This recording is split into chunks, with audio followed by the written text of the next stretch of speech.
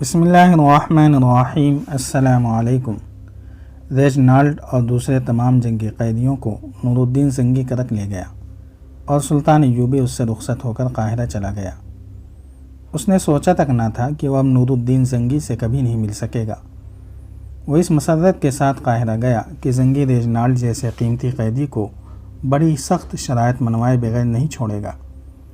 نور الدین زنگی نے بھی ذہن میں کچھ منصوبے بنائے ہوں گے، مگر خدا کو کچھ اور ہی منظور تھا۔ مارچ 1174 عیسوی کے ابتدائی دن تھے کہ بغداد کے کسی علاقے میں شدید زلزلہ آیا جس نے 6-7 دیہات کو تباہ کر دیا۔ بغداد میں بھی نقصان ہوا۔ مورخوں نے اسے تاریخ کا سب سے زیادہ تباہ کن زلزلہ کہا ہے۔ نور الدین زنگی کے دل میں اپنے عوام کے ساتھ اتنی محبت تھی کہ ان کی امداد کے احکام جاری کرنے کے بجائے خود کرک سے چل پڑا۔ وہ ان کی دستگیری اپنی نگرانی میں کرنا چاہتا تھا۔ ویسے بھی اسے کرک سے جانا تھا۔ بغداد اور ارد گرد کے حالات اچھے نہیں تھے۔ وہ کرک سے ریجنالڈ اور دوسرے صلیبی قیدیوں کو بھی ساتھ لیتا گیا۔ بغداد پہنچ کر اس نے سب سے پہلے زلزلے کا شکار ہونے والے لوگوں کی طرف توجہ دی۔ دارالخلافہ سے باہر رہنے لگا۔ وہ دل و جان سے اپنے لوگوں کی مدد کرتا رہا۔ جہاں رات آتی وہیں رک جاتا۔ اس نے کھانے کی پرواہ نہ کی کہ کیسا ملتا ہے اور کس کے ہاتھ کا پکا ہوتا ہے۔ اسے تباہ حال لوگوں کی خوشحالی کا غم کھائے جا رہا تھا۔ اپریل کے آخر تک اس نے تمام متاثرین کو آباد کر دیا۔ جب ذرا فرصت ملی تو اس نے اپنے طبیب کو بتایا کہ وہ اپنے گلے کے اندر درد محسوس کرتا ہے۔ طبیب نے دوا دارو کیا لیکن حلق میں سوزش بڑھتی گئی۔ طبیبوں نے بہت علاج کیا لیکن مرض کا یہ عالم ہو گیا کہ وہ بات کرنے سے بھی معذور ہو گیا، اور مئی 1174 عیسوی کے پہلے ہفتے میں خاموشی سے جان آفری کے سپرد کر دی۔ یورپی مورخوں نے لکھا ہے کہ زنگی کو خناق کا عارضہ لاحق ہو گیا تھا، لیکن بعض مورخوں نے وثوق سے لکھا ہے کہ زنگی کو حسن بن صبا کے فدائیوں نے زہر دیا تھا۔ ان دنوں جب زنگی زلزلے سے تباہ کیے ہوئے دیہات میں بھاگتا دوڑتا رہتا اور اس کے کھانے کے اوقات اور پکانے کے طور طریقے بے قاعدہ ہو گئے تھے، فدائیوں نے اسے کھانے میں ایسا زہر دینا شروع کر دیا تھا جس کا ذائقہ محسوس نہیں ہوتا تھا۔ یہ زہر حلق کی ایسی سوزش کا باعث بنا جسے طبیب سمجھ ہی نہ سکے۔ زنگی کوئی وصیت نہ کر سکا۔ سلطان ایوبی کو کوئی پیغام نہ بھیج سکا۔ سلطان ایوبی کو اس وقت اطلاع پہنچی جب زنگی دفن ہو چکا تھا۔ دوسرے ہی دن بغداد سے ایک اور قاصد یہ اطلاع لے کے آیا کہ نور الدین زنگی کی وفات کے ساتھ ہی موصل، حلب اور دمشق کے امراء نے خود مختاری کا اعلان کر دیا ہے، اور سلطان ایوبی کو یہ اطلاع بھی ملی کہ بغداد کے امراء اور وزراء نے نور الدین زنگی کے بیٹے الملک الصالح کو، جس کی عمر صرف 11 سال تھی، سلطنت اسلامیہ کا خلیفہ مقرر کر دیا ہے۔ سلطان ایوبی سمجھ گیا کہ یہ امراء نابالغ خلیفہ کو کس راستے پر ڈالیں گے اور وہ کیا گل کھلائیں گے۔ سلطان ایوبی نے علی بن سفیان کو بلایا اور کہا، تم نے 5 مہینے گزرے مجھے اطلاع دی تھی کہ اقرا میں اپنا ایک جاسوس شہید ہو گیا اور دوسرا پکڑا گیا ہے، تو میرا دل بیٹھ گیا تھا اور مجھے ایسے محسوس ہونے لگا جیسے صلیبیوں کا یہ سال دنیا اسلام کے لیے اچھا نہیں ہوگا۔ بیٹھ جاؤ، میری باتیں غور سے سنو۔ اب ہمیں اپنے بھائیوں کے خلاف لڑنا پڑے گا۔ اسلام کی بقا کچے دھاگے سے لٹک رہی تھی۔ مئی 1174 عیسوی کا دن دنیا اسلام کا ایک تاریک دن تھا۔ نور الدین زنگی کی میت کو ابھی غسل بھی نہیں دیا گیا تھا کہ بہت سے انسانوں کے چہرے مسرت سے چمک اٹھے تھے۔ یہ صلیبی نہیں تھے، یا یوں کہیے کہ صرف صلیبی نہیں تھے جو زنگی کے انتقال پر مسرور تھے، ان میں مسلمان بھی تھے جو صلیبیوں کی نسبت کچھ زیادہ ہی خوش نظر آتے تھے۔ یہ مسلمان ریاستوں اور جاگیروں کے امراء اور حاکم تھے۔ وہ سب زنگی کے گھر جمع ہو گئے تھے۔ وہ جنازے کے لیے آئے تھے۔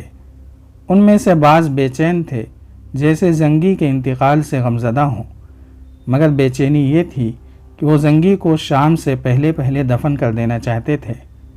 وہ اکٹھے تو ہو گئے تھے لیکن ان کے دل پھٹے ہوئے تھے۔ وہ ایک دوسرے کو شکی نگاہوں سے دیکھ رہے تھے۔ ان لوگوں کا مذہب ایک، خدا ایک، رسول ایک، قرآن ایک اور دشمن ایک تھا۔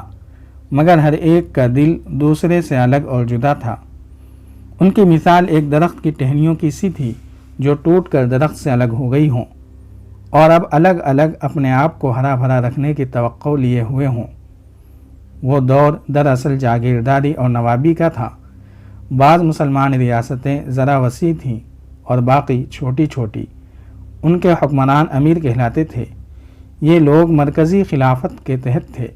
اسلام کے کسی بھی دشمن کے خلاف جنگ ہو تو یہ امراء خلافت کو مالی اور فوجی مدد دیتے تھے، مگر یہ مدد صرف مدد تک محدود رہتی تھی۔ اس میں کوئی ملی جذبہ نہیں ہوتا تھا۔ وہ امن اور سکون سے عیش و عشرت کرنے کی خاطر خلافت کا مطالبہ پورا کر دیتے تھے۔ عیش و عشرت کی خاطر وہ اپنے سب سے بڑے بلکہ واحد دشمن صلیبیوں سے درپردہ دوستی کرنے سے بھی گریز نہیں کرتے تھے۔ ان میں سے بعض نے صلیبیوں کے ساتھ درپردہ معاہدے کر بھی رکھے تھے، لیکن نور الدین زنگی کا وجود صلیبیوں کے راستے میں ایک چٹان تھا۔ وہ مسلمان امراء کو کئی بار شرمسار کر چکا تھا اور اس نے انہیں ذہن نشین کرانے کی سر توڑ کوشش کی تھی کہ صلیبی انہیں اسلامی وحدت سے توڑ کر ہڑپ کرتے جائیں گے، مگر صلیبیوں کی مہیا کی ہوئی یورپی شراب، نوجوان لڑکیاں اور سونے کی اینٹوں میں اتنی قوت تھی جس نے ان کے کان بند اور عقل سر بمہر کر رکھی تھی۔ زنگی کی آواز جیسے پتھروں سے ٹکرا کر واپس آ جاتی تھی۔ وہ سب سے پہلے جاگیردار اور نواب تھے، امیر اور حاکم تھے، اور اس کے بعد اگر مذہب کی بات چل نکلے تو وہ اپنے آپ کو مسلمان کہتے تھے۔ ان کا اگر دین تھا تو وہ ان کی ریاستیں اور جاگیریں تھیں، یہی ان کا ایمان تھا۔ وہ اسلامی وحدت کے قائل نہیں تھے، جنگ کے سخت خلاف تھے، کیونکہ انہیں خطرہ محسوس ہونے لگتا تھا کہ صلیبی ان کی جاگیروں پر قبضہ کر لیں گے۔ ان کے علاوہ ان کے دلوں میں یہ ڈر بھی تھا کہ ان کی رعایا نے اپنے دشمن کو پہچان لیا تو اس میں روحانی بیداری اور قومی وقار بیدار ہو جائے گا، پھر رعایا ان کی نوابی کے لیے خطرہ بن جائے گی۔ حقیقت یہ تھی کہ رعایا ان کے لیے مستقل خطرہ تھی۔ لوگوں میں قومی وقار موجود تھا۔ زنگی کی فوج انہی لوگوں کی فوج تھی۔ اس کے مجاہدوں نے 10 گنا دشمن کا مقابلہ بھی کیا تھا۔ یہ جذبے کا کرشمہ تھا۔ امراء کو یہ جذبہ ایک آنکھ نہیں بھاتا تھا، لہٰذا وہ زنگی کو بھی پسند نہیں کرتے تھے اور صلاح الدین ایوبی کو تو وہ اپنا دشمن سمجھتے تھے۔ اب زنگی فوت ہو گیا تو وہ خوش تھے۔ انہیں معلوم تھا کہ اس قوم میں اب کوئی زنگی نہیں رہا اور جہاد بھی زنگی کے ساتھ ہی دفن ہو جائے گا۔ زنگی دفن ہو گیا۔ صلیبیوں پر مسلمانوں کی جو دہشت طاری تھی وہ ختم ہو گئی۔ ان کے دل میں اب صلاح الدین ایوبی کا کانٹا رہ گیا تھا، جس کے متعلق اب وہ اتنے فکر مند نہیں تھے جتنے زنگی کی زندگی میں تھے۔ اب سلطان ایوبی اکیلا رہ گیا تھا۔ اسے مدد اور کمک دینے والا زنگی مر گیا تھا۔ صلیبیوں کو اصل خوشی تو اس پر ہوئی کہ زنگی کے بعد سرکردہ امراء اور وزراء نے زنگی کے کمسن بیٹے الملک الصالح کو گدی پر بٹھا دیا تھا، جس کی عمر 11 سال تھی۔ یہ انتخاب ان امراء نے کیا تھا جو درپردہ صلیبیوں کے دوست تھے۔ اس طرح سلطانی کی گدی صلیبیوں کے ہاتھ آ گئی تھی۔ ان امراء میں گمشتگین نام کا ایک امیر جو دراصل قلعہ دار یعنی قلعے کا گورنر تھا، اور دوسرا سیف الدین والی موصل تھا۔ دمشق کا حاکم شمس الدین بن عبد المالک تھا۔ الجزیرہ اور نواحی علاقوں پر نور الدین زنگی کے بھتیجے کا راج تھا۔ ان کے علاوہ کئی اور جاگیردار تھے۔ ان سب نے خود مختاری کا اعلان کر دیا۔ وہ بظاہر خلافت کے ماتحت تھے، لیکن عملاً آزاد ہو گئے تھے۔ وہ اپنی اپنی جگہ بہت مسرور تھے، مگر محسوس نہ کر سکے کہ وہ ذروں کی طرح بکھر کر صلیبیوں کا آسان شکار بن گئے ہیں۔ زنگی کی وفات سے عالم اسلام کو جو نقصان پہنچا تھا، اسے زنگی کی بیوی نے محسوس کیا، سلطان ایوبی نے محسوس کیا، اور ان لوگوں نے محسوس کیا جن کے دلوں میں اسلام کی عظمت زندہ تھی۔ اس حادثے کو بہت دن گزر چکے تھے۔ سلطان ایوبی اپنے کمرے میں ٹہل رہا تھا۔ کمرے میں مصطفیٰ نام کا ایک اعلیٰ فوجی افسر بیٹھا بول رہا تھا۔ مصطفیٰ ترک تھا۔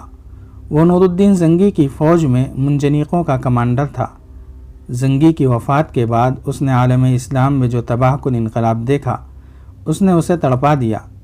اس نے یہ کہہ کر لمبی چھٹی لے لی کہ اسے ترکی گئے کئی سال گزر گئے ہیں، لہٰذا وہ ترکی اپنے گھر جانا چاہتا ہے۔ جاری ہے۔ اگر آپ کو یہ قسط وار سلسلہ پسند آ رہا ہے تو لائک، شیئر اور کمنٹ کے ذریعے ہماری حوصلہ افزائی کریں۔ جزاک اللہ خیرا۔